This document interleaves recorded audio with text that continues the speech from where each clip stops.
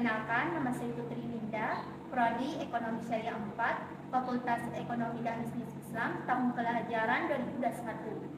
Pada video kali ini kita akan membahas tentang implementasi pajak Islam untuk pembiayaan publik, pengertian pajak Islam dan pembiayaan publik, prinsip-prinsip pajak Islam dalam pembiayaan publik, model implementasi pajak Islam dalam pembiayaan publik, manfaat dan tantangan penerapan pajak Islam untuk pembiayaan publik. Mari kita simak penjelasannya. Pengertian pajak Islam dan pembiayaan publik. Pengertian pajak Islam dan pembiayaan publik.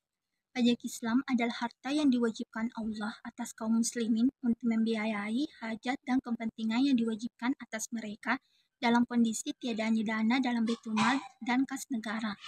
Pajak Islam berbeda dengan pajak konvensional karena pajak Islam harus sesuai dengan maqasid syariah, yaitu tujuan-tujuan yang ditetapkan oleh Allah untuk kemaslahatan umat manusia.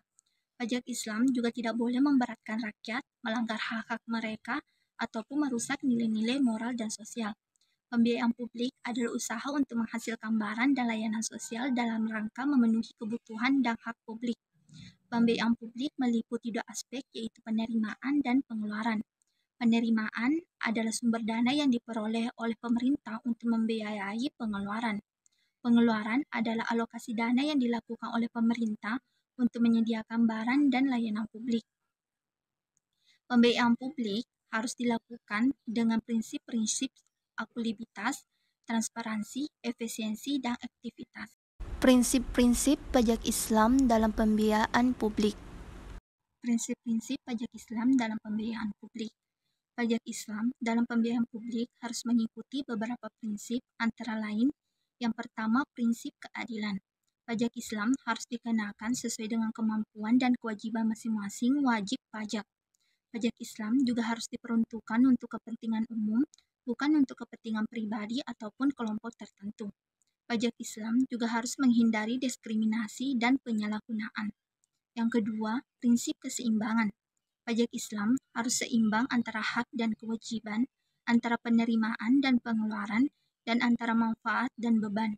Pajak Islam harus memberikan manfaat yang lebih besar daripada beban yang ditangguhkan oleh wajib pajak. Pajak Islam juga harus memperhatikan keseimbangan antara kebutuhan saat ini dan masa depan, antara kebutuhan lokal dan nasional, dan antara kebutuhan material dan spiritual. Yang ketiga, prinsip partisipasi. Pajak Islam harus melibatkan partisipasi aktif dari wajib pajak, baik dalam proses penentuan, penarikan, maupun penggunaan pajak. Pajak Islam harus memberikan kesempatan kepada wajib pajak untuk menyampaikan aspirasi, saran, kritik, ataupun keluhan mereka terkait dengan pajak. Pajak Islam juga harus memberikan informasi yang jelas, akurat, dan terbuka kepada wajib pajak tentang tujuan, mekanisme, dan dampak pajak. Model implementasi pajak Islam dalam pembiayaan publik. Yang pertama, model zakat. Zakat adalah kewajiban bagi setiap muslim yang memiliki harta yang melebihi nisab untuk menyerahkan sebagian hartanya kepada 8 asnaf yang berhak menerimanya. Zakat merupakan salah satu sumber penerimaan publik yang paling utama dalam Islam. Zakat dapat digunakan untuk membiayai berbagai kegiatan sosial, pendidikan, kesehatan, infrastruktur, pertanahan, dan lain-lain. Yang kedua, model haraj. Haraj adalah pajak yang dikenakan kepada non-muslim yang tinggal di bawah naungan negara Islam.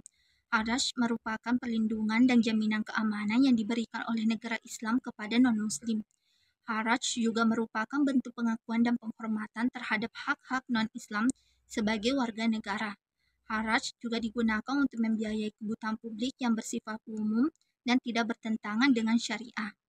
Yang ketiga, model kharaj. Kharaj adalah pajak yang dikenakan kepada pemilik tanah yang diperoleh dari hasil perang atau perjanjian.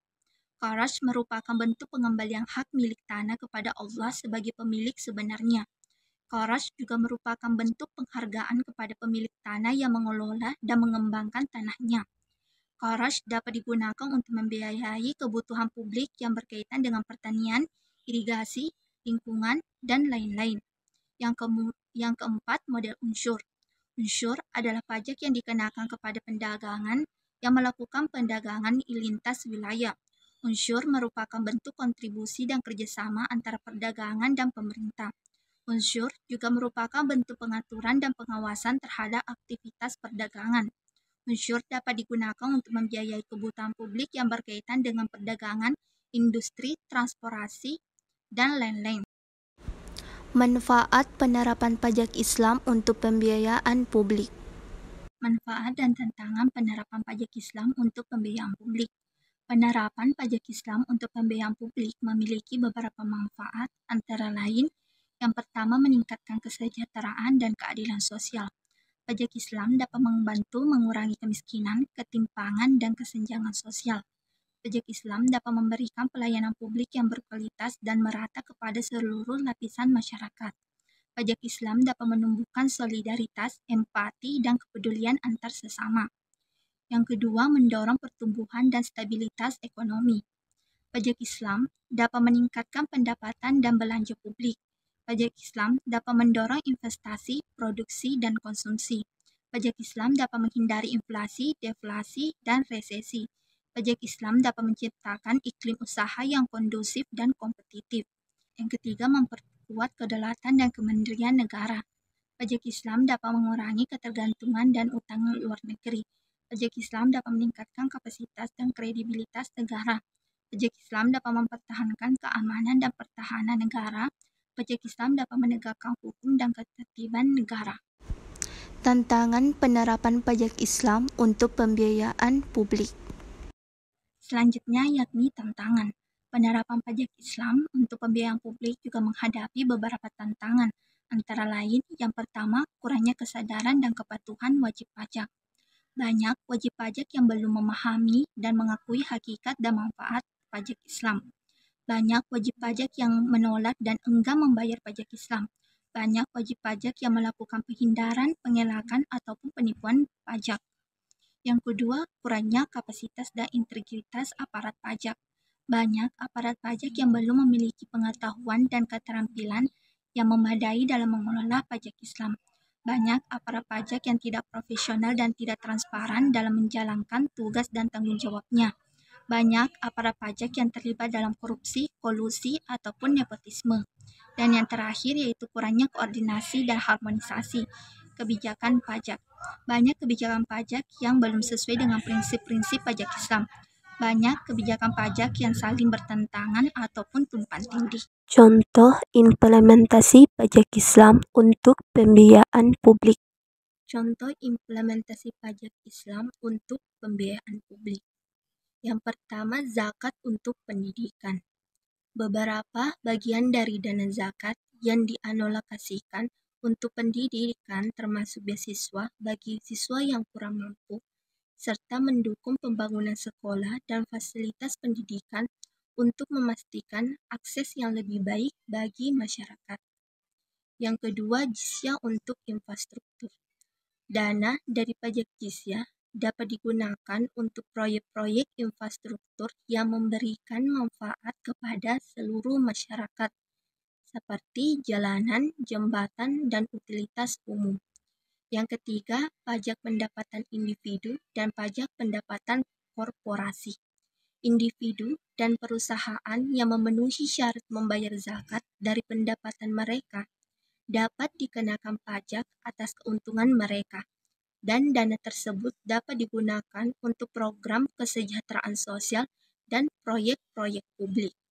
Keempat, pengembangan ekonomi berbasis syariah.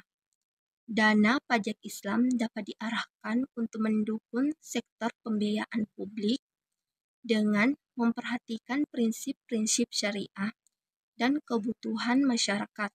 Kelima, pajak atas sumber daya alam.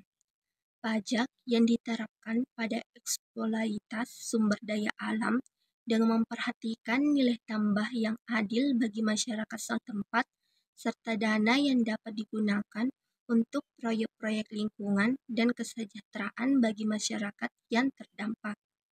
Yang keenam, pajak properti dan zakat harta. Pajak atas properti dan zakat harta dapat disalurkan untuk perumahan sosial, pemeliharaan fasilitas umum, dan bantuan kepada keluarga miskin. Dan yang ketujuh, pengelolaan keuangan transparan dan partisipatif. Sistem pelaporan keuangan yang transparan memungkinkan masyarakat melihat penggunaan dana pajak Islam, serta adanya forum partisipatif dapat membantu masyarakat dalam menentukan prioritas penggunaan dana. Contoh ini menunjukkan bagaimana pajak Islam dapat diterapkan secara konkret untuk pembiayaan publik dengan memperhatikan prinsip-prinsip syariah dan kebutuhan masyarakat. Jadi, implementasi pajak Islam untuk pembiayaan publik dapat menjadi langkah yang signifikan dalam menciptakan sistem keuangan yang lebih adil dan sesuai dengan prinsip-prinsip ekonomi Islam.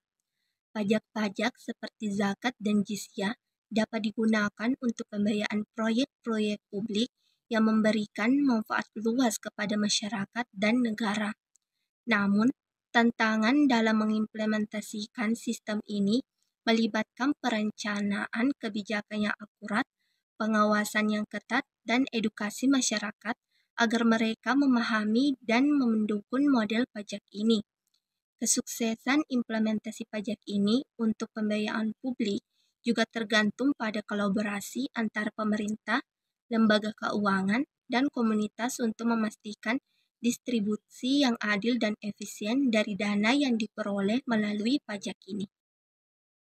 Pajak Islam adalah kewajiban yang harus kita tunaikan sebagai bentuk tanggung jawab dan kontribusi kita kepada negara dan masyarakat. Pajak Islam juga adalah hak yang harus kita peroleh sebagai bentuk pelayanan dan perlindungan dari negara dan masyarakat. Pentingnya transparansi dan akuntabilitas dalam pengelolaan dana menjadi kunci untuk memastikan keberhasilan implementasi model pajak Islam untuk pembiayaan publik. Mari kita bersama-sama mendukung dan mengawasi penerapan pajak Islam untuk pembiayaan publik yang adil, seimbang, dan partisipatif. Baiklah teman-teman, itulah tadi pembahasan mengenai implementasi pajak Islam untuk pembiayaan publik. Semoga dapat menambah wawasan bagi teman-teman semua. Wassalamualaikum warahmatullahi wabarakatuh.